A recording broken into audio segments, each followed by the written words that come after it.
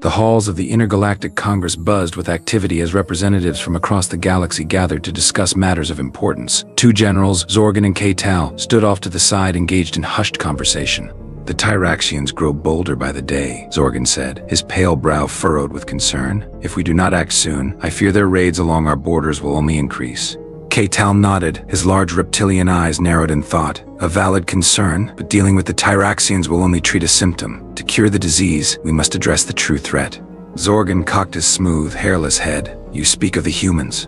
"I do," K-Tal rasped. "Since their arrival on the galactic stage, they have brought nothing but chaos. Their endless internal conflicts spill over and destabilize the entire region." "And what would you propose?" Zorgan asked. "The humans are primitive, yes, but a preemptive attack could provoke a wider war." K-Tal bared his fangs in a sinister grin. "I propose we end the human problem once and for all. A surgical strike to remove this cancer before it spreads further." Zorgan's eyes went wide with surprise. "Genocide? That is a bold strategy, yet fraught with risk." "Come now, friend," K-Tal said, clapping a clawed hand on Zorgan's shoulder. "We have the power to reshape the galaxy into a just and peaceful society. Think of the lives we could save by removing these violent apes." Before Zorgan could respond, a booming laugh interrupted them. They turned to see the hulking form of the human ambassador approaching. "Gentlemen," the human said, "I couldn't help overhearing your little scheme. While I admire the imagination, I'm afraid we humans are not so easily exterminated." K-Tal stiffened. "Ambassador, we were merely discussing." The human waved him off. "Please don't stop on my account. As hilarious as this idea is, I think a history lesson is in order." The human flashed a predator's grin. "Shall we begin?" The human ambassador cleared his throat and continued. "Let's start with the Zentari Empire. Many years ago, they tried to claim Earth as their own personal mining colony. Their technology was far beyond ours at the time, so when their ships appeared in orbit, we had no defenses. But did we surrender? Of course not." The human barked a laugh. "We're humans. We didn't even have a unified world government, but we put aside our differences and fought back with everything we had. Our militaries couldn't touch their ships, but we made the ground invasion a living hell." K-Tal shifted uncomfortably as the human went on. "We rallied our people and waged guerrilla war. We mined our landscapes, booby-trapped our buildings, anything to bleed your ground troops dry. When the dust settled, the Zentari retreated with their tails between their legs, never to return." Zorgan and K-Tal exchanged uneasy glances. The human's eyes glinted with pride. "Then there was the Varashian Empire. They managed a sneak attack that decimated half our fleet, but that just pissed us off even more. While they were busy celebrating victory, we were building new warships and devising battle plans. When they least expected it, we counterattacked with a vengeance." The ambassador slammed a fist into his palm. "We didn't stop until the Varashian Emperor himself was begging for mercy. Now their homeworld is a protected state within the Terran Federation." He leaned in close, dropping his voice. "So go ahead, try your little surgical strike. All it will do is unleash the full fury of humanity against you. We'll set aside grievances, unite together, and fight with a righteous rage to defend our home. When the smoke clears, we'll add your worlds to our growing federation. So what's it going to be, gentlemen? Peace and friendship, or all-out war?" The generals' faces had drained of color during the speech. K-Tal raised his clawed hands in surrender. "Peace, of course. We meant no true offense." He laughed nervously. "Your people are clearly not to be trifled with." The human grinned and clapped them both on the back. "Smart choice, my friends. Come, let us speak of more pleasant things."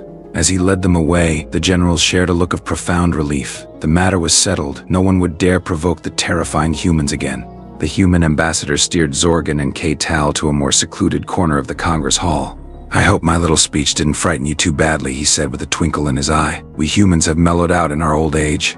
K-Tal cleared his throat. "It was certainly educational, though I am curious what prompted such violent ferocity from your people." The human stroked his chin thoughtfully. "Early in our development, Earth was a dangerous place. Massive storms, volcanic eruptions, savage beasts constantly trying to eat us. Simply surviving required strength, ingenuity, and cooperation." He glanced at the varied alien representatives milling about. "We eventually tamed our world, but that primal human spirit remained. Facing an external threat brings it roaring back to the surface." Zorgan nodded slowly. "A compelling explanation. We have seen no other race exhibit such intensity when threatened." "Intensity is one word for it," the human said with a chuckle. "Personally, I blame adrenaline, our supercharged fight-or-flight hormone. Useful back when we were hunters, but it can drive rash behavior." K-Tal hummed thoughtfully. "A potent chemical indeed. Perhaps that explains humanity's enthusiasm and conflict." The ambassador shrugged. "Could be, though I prefer to think it's our passion and principles more than anything. Take the Delphin invasion." He noted the general's apprehensive expressions. "Don't worry, no threat displays this time. That's a tale of human perseverance against oppression." The pair seemed to relax. "Very well," Zorgan said. "Regale us with this parable of human spirit." The ambassador cracked his knuckles. All right, but buckle up. When humanity's backs are to the wall, things get wild. The ambassador launched into the tale, adopting a theatrical tone. The dastardly Delphins thought us an easy target, a fractured world, technologically inferior. They decimated our forces and conquered our major cities in weeks.